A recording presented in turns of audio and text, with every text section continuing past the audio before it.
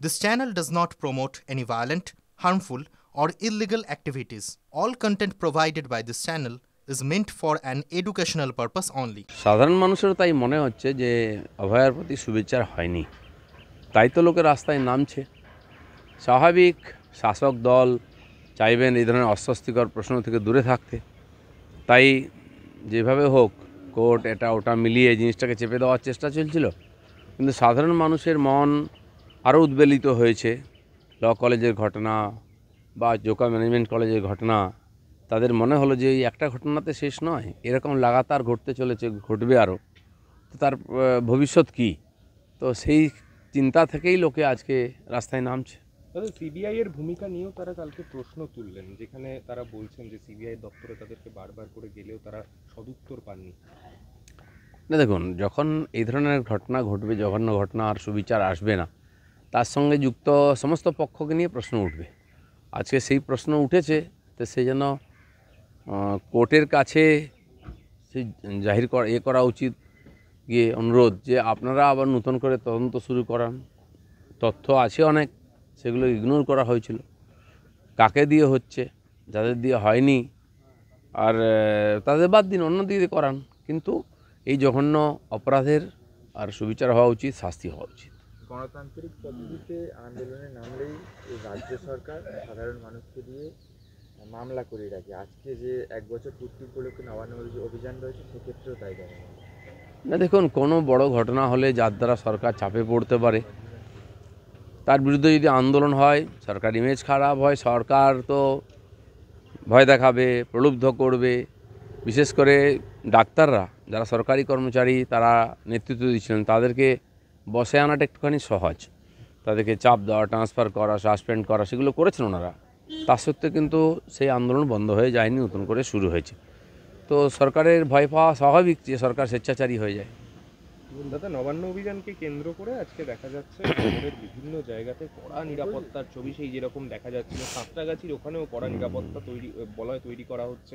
সাধারণ মানুষ আজকে বলা হচ্ছে এই মিছিলে আসবেন, তাতেই কি এত টিএমসি সরকার ভয়ের মধ্যে আছে, কারণ আজকে এটা জন আন্দোলনের রূপ নিতে পারে।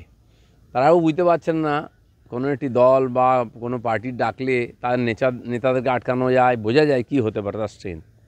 সাধারণ মানুষের মনের মধ্যে যে ক্ষোভ রয়েছে, সেটা যদি রাস্তায় আছড়ে পড়ে, তো এর পরিণাম কি হতে পারে, কত লোক হতে পারে, কোথা থেকে লোকেরা বেরোবে, সরকার আন্দাজ করতে পারছে না। তাই বেশি ভয়ের মধ্যে, চাপের মধ্যে আছে। 2 ইআরও সহ 4 আধিকারিককে সাসপেন্ড করা নিয়ে নির্দেশ পালন করা হয়নি। রাজ্যের সিএস মনোজ পন্তকে মনে করিয়ে আবার নির্বাচন কমিশনের চিঠি। এক্স্যাক্টলি, সারা ভারতবর্ষে বিদেশিরা এসে ভোটার হয়ে গিয়ে এখানকার নির্বাচনকে প্রভাবিত করছে।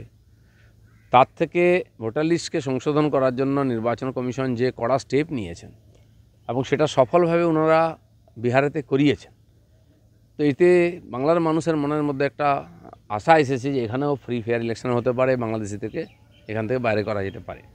কিন্তু যে সরকার এখানে আছে, সেই বাংলাদেশিদের ভোটে জিতে সরকারে আসতে চায়, খুব কায়দা করে এখানে ভোটার লিস্টের মধ্যে তাদের রাখা হয়েছে। আর যে অফিসারগুলো সাসপেন্ড হয়েছে বা টার্গেটে, সেরকম বহু অফিসারকে ওইভাবে কাজে লাগানো হয়েছে। এ তো নমুনা মাত্র। আমার মনে হয় যে স্টেপ নিয়েছেন নির্বাচন কমিশন, সেটা আরও কড়া করা উচিত। বাংলার জনতা এটা দেখতে চান যে বিহারের মতো সাফাই হোক। কিন্তু দাদা, এক্ষেত্রে যে পদক্ষেপটা দেখা যাচ্ছে, কেন্দ্রীয় নির্বাচন কমিশনের তরফে নির্দেশ আসছে একেবারে লিখিতভাবে, তারপরেও রাজ্য সরকারের তরফে কোনো পদক্ষেপ করতে দেখা যাচ্ছে না, যে কারণে তাদেরকে আবারও চিঠি দিয়ে তাদের বলতে হচ্ছে যে কেন এখনো হলো না, এবং তারা ডেডলাইন বেঁধে দিচ্ছে। দেখুন, কেন্দ্র সরকার বা তার কোনো এজেন্সি বা কেন্দ্রীয় কোনো সংস্থার যে কোনো নির্দেশ এই সরকার, পশ্চিমবঙ্গ সরকার মানতে চায় না, সেটাকে অ্যাভয়েড করে, কারণ তাদের সমস্ত কাজই গোলমেলে। তো এই করে আটকে রাখার চেষ্টা করে, টাকার হিসাব দেয় না ইত্যাদি। কিন্তু এটা মনে রাখতে হবে, নির্বাচন কমিশন একটি স্বতন্ত্র সংস্থা। দেশের নির্বাচন তারাই কন্ট্যাক্ট করেন।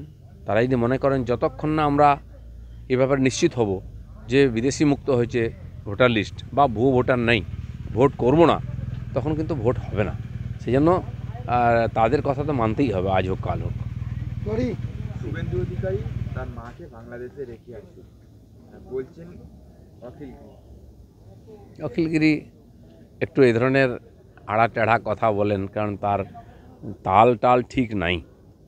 রাষ্ট্রপতি সম্বন্ধে, রাজ্যপাল সম্বন্ধে যা ইচ্ছা বলে দেন, কারণ উনি জানেন না যারা হিন্দু তাদেরকে এখানে শরণার্থী হিসাবে ভারত প্রথম থেকেই স্থান দিয়েছে। শুধু বাংলাদেশি নয়, যুগ যুগ ধরে বিদেশ থেকে যত অত্যাচারিত হয়েছে মানুষ তারা ভারতবর্ষে এসেছে, তাদেরকে আমরা এখানে সসম্মানে থাকার জায়গা দিয়েছি, খাওয়া পড়ার সম্মান দিয়েছি, নাগরিকত্ব দিয়েছি।